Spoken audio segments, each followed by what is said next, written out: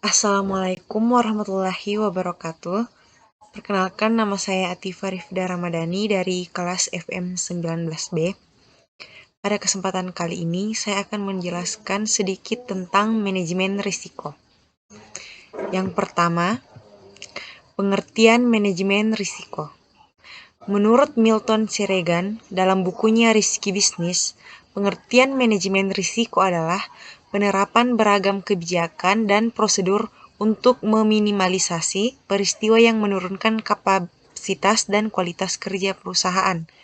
Sementara itu, menurut Nosworthy, pengertian manajemen risiko adalah usaha untuk mengurangi risiko dalam proses pelaksanaan teknis dan pengambilan keputusan bisnis. Sederhananya, dapat kita simpulkan bahwa manajemen risiko adalah sebuah proses mengawasi, mengelola, dan mengambil keputusan guna menghindari risiko kerugian atau inefisiensi bisnis. Yang kedua ada fungsi manajemen risiko.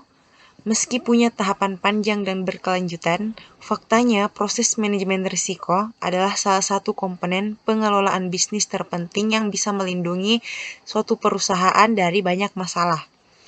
Berikut adalah fungsi manajemen risiko. Yang pertama, membantu perusahaan mencapai visi dan misi.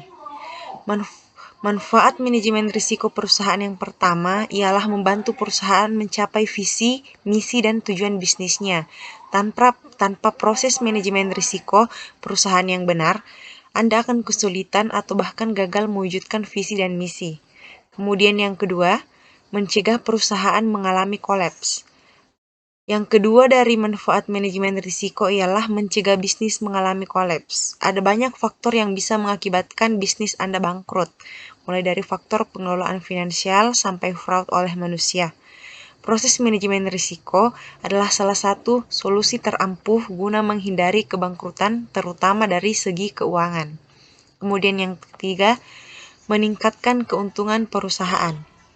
Selain untuk meminimalisasi ancaman, proses manajemen risiko juga bisa dimanfaatkan untuk meningkatkan profitabilitas bisnis. Dengan adanya manajemen risiko perusahaan, Anda bisa menganalisa pengelolaan sumber daya yang sekiranya kurang efisien ataupun efektif. Kemudian yang keempat, menjaga kepercayaan stakeholder. Manfaat manajemen risiko perusahaan ini adalah agar stakeholder terus mempercayai Anda, sehingga reputasi bisnis Anda juga akan tetap terjaga.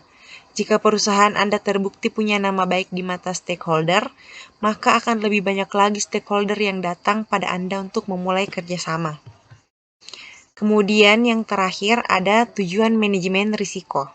Yang pertama, melacak sumber-sumber risiko. Poin pertama tujuan manajemen risiko adalah guna melakukan mitigasi atau pelacakan sumber-sumber yang berpotensi mengancam produktivitas dan keamanan bisnis. Proses pelacakan ini dapat dilakukan dengan riset dan analisa prosedural dari setiap aktivitas perusahaan, mulai dari proses produksi hingga pengelolaan aset.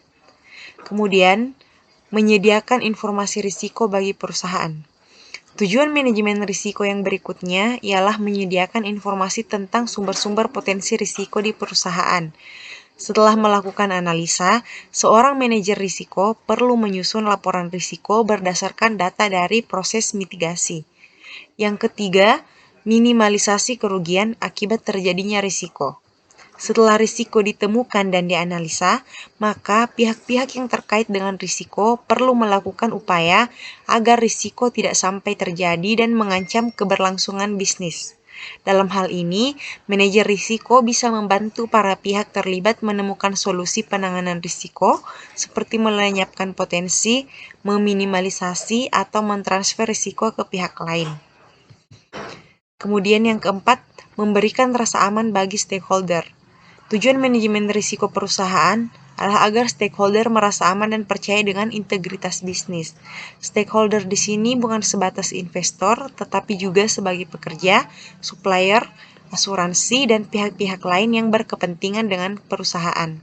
Kemudian yang terakhir, menjaga stabilitas dan pertumbuhan perusahaan. Tujuan manajemen yang terakhir adalah agar perusahaan bisa berkembang dengan stabil sesuai dengan target bisnisnya. Dengan adanya proses manajemen risiko, perusahaan bisa melakukan penanganan lebih cepat terhadap sumber-sumber yang mengancam pertumbuhan usaha. Baik, mungkin itu saja yang dapat saya sampaikan pada kesempatan kali ini. Lebih dan kurangnya mohon dimaafkan.